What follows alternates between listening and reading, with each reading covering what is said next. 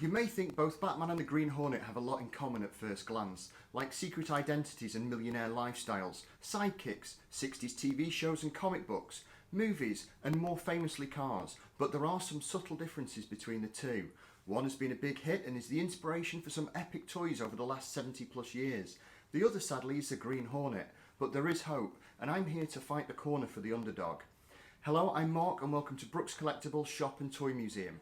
We specialise in epic gifts and vintage toys, and it's time for me to do another Toy Tuesday video. Corgi produced many epic toys in the 60s, but the Batmobile and the Black Beauty from the Green Hornet are two outstanding pieces of toy making and miniature engineering too. Now, you may think it's a foregone conclusion which one is best, but if it hadn't been for Corgi making such a very decent model of the Green Hornet's Black Beauty car, I'd have to agree, and wouldn't be able to make this comparison video at all. Now, these are both fantastic pieces of toy making by Corgi, with incredible features and great box artwork, rockets that fire, miniature figures. So what I'm going to do later on in this video is show you all those features in action close up, but for now what I'm going to do is give you a little bit of history. Looking to carry on the success they had with the James Bond car, Corgi were on the hunt for their next big project, and doing a deal at the New York Toy Fair to produce the Batmobile would bring them another big hit. Working day and night for 9 months to get the toy to market, the Batmobile would hit our shops in October of 1966, and as with the DB5, supply would instantly outstrip demand, and popularity for the toy was widely reported in the press, all helping to boost the sales. This version of the model was withdrawn in 1979 and had sold a staggering 5.9 million units before being rehashed and repackaged in the 80s. So successful was the Batmobile that the Batboat and then the helicopter were added to the toy line and sold as gift sets or individually as well, and even in miniature too. Now, these gift sets are very sought after and really hard to find as well. If you're enjoying Toy Tuesday and want to find out more about Brooks Collectibles Shop and Toy Museum, we're actually filming live on the shop floor now as we speak, so that's why you may hear background noise of people and seagulls. But if you want to find out about the museum or even want to come and visit us, then I'll put all the information in the description below. And also, if you're enjoying this video, please subscribe to my channel and hit the like button too. Now, unless you've lived on the moon since the late 1930s, you'll know who Batman is, but the Green Hornet maybe not so much, as it's a TV show that's not often repeated or even talked about, and unless you're a fan, spotting references to the show in popular culture just isn't easy, as they're few and far between. Modern attempts to bring the Green Hornet to the cinema have also fallen a bit flat.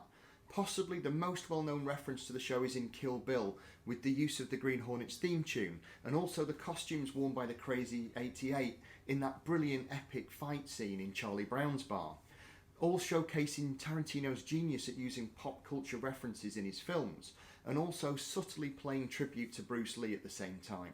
Unlike Batman, the Green Hornet started out on the brilliantly named WXYZ radio in the mid-1930s, before it became a comic book and also a cinema series in the 1940s.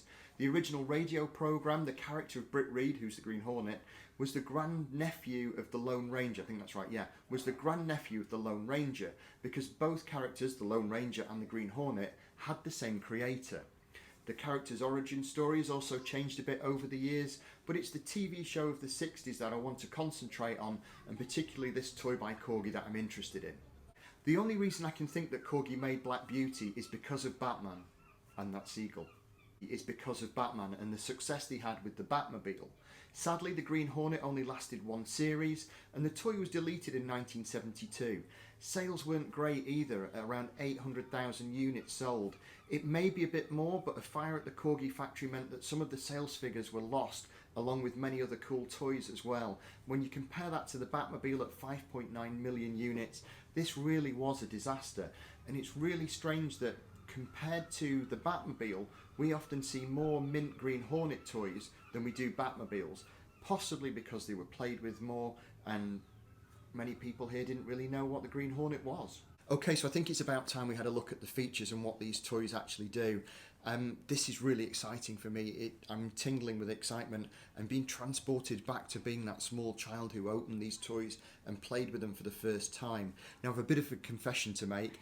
I've lost the inner sleeve for the Batmobile. I don't know where it is, because this is actually from our toy museum, and that's another point actually. If you would like to come and see the toy museum, all the information is in the description below, and also our social media as well. So if you want to keep in touch or be friends with us, come and see these epic toys, come and visit the shop and share in our passion for all this stuff, then please do. And also if you have any comments as well, leave them below, because occasionally I do get things wrong, and people do like to correct me on them, which is great fun as well. And the one thing about toys and the history of them is you're always learning.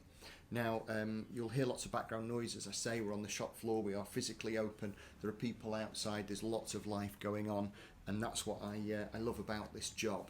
It's fantastic. But let's talk more about the toys. Now, like I say, I'm missing the inner sleeve, but the box artwork is just phenomenal, and all the information. If I can show you the back of the Green Hornet one, you've got all the writing and, you know, all the bits of information about the TV show and what the model does. There's even little hints to the fact that you've got secret instructions hidden underneath, and this is something that Corgi did with the Bond car as well. You've got a little packet underneath hidden in the tray.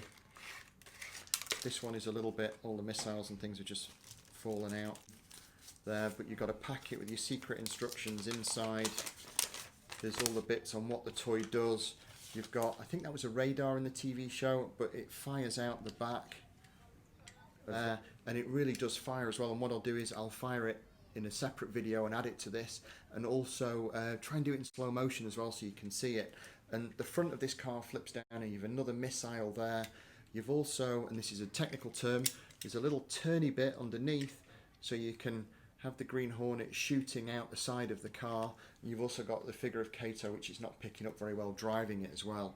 Green Hornet logo on the top, and also a little one on the bottom as well. That is a solid toy as well. It's a great car. I think it's a sedan. I'm not sure what make it was, but I know when they built it for the TV show, everything worked on it. Nothing was CGI in those days, so everything mechanical had to work.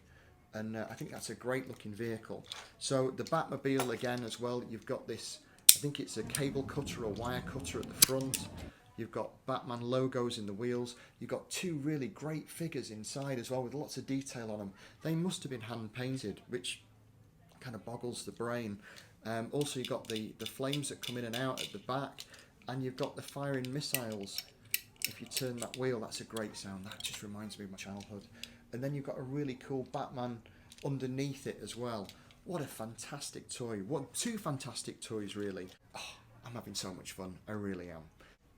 So I'm going to go and play with these toys now and sum up which one I think is the best, but which one I think everyone is going to really fall in love with. I've spent most of my adult life replacing the toys I had as a kid. I love things like this. I think that's why I collect. Now, these are on display in our toy museum if you want to come and see them. I know I'm being shameless now, but all the information is in the description below. Please come and see us. We're on the coast in Blackpool. Like I say, we're our shop and toy museum. We have lots of cool stuff in here. I have great fun. I have the best job in the world. Now, as well, all our social media is there. If you want to be friends and keep in touch, that would be cool too. And also, if you want to share your stories of these toys, if you have any memories of them, put them in the comment section below, because we'd like to read them and have a bit of a conversation. And also I'd like you to vote as well which one you think is best, whether it is the Green Hornet or the Batman Batmobile. Now for me it's Black Beauty. This is a great toy. It's robust, it's solid, it fires things, the figures are cool, but I think most people are going to vote for the Batmobile. This is a bit of an underdog, as I said before. The Batmobile is instantly recognisable. It brings back such fun childhood memories for me. It's an incredible toy, it is. There's no denying it. These two are from the golden era of Corgi. And also, if you have these in beat up or bad condition, I'll put a link in the description below as well to a website where you can get replacement parts and boxes for all of these, and you can restore them because they are worth restoring. Sometimes they can be quite expensive. There are versions of the Batmobile with red wheels that can fetch quite a lot of money, and the gift sets are expensive too. So they are worth restoring and keeping, and plus they do look great on display as well. Now I will be back next week with another Toy Tuesday. If you, like I say, if you want to come and visit us, we are in the noisy and very sunny and very cool town of Blackpool, and we would love to meet you. For now, take care and stay safe, and I'll see you next week for another Toy Tuesday.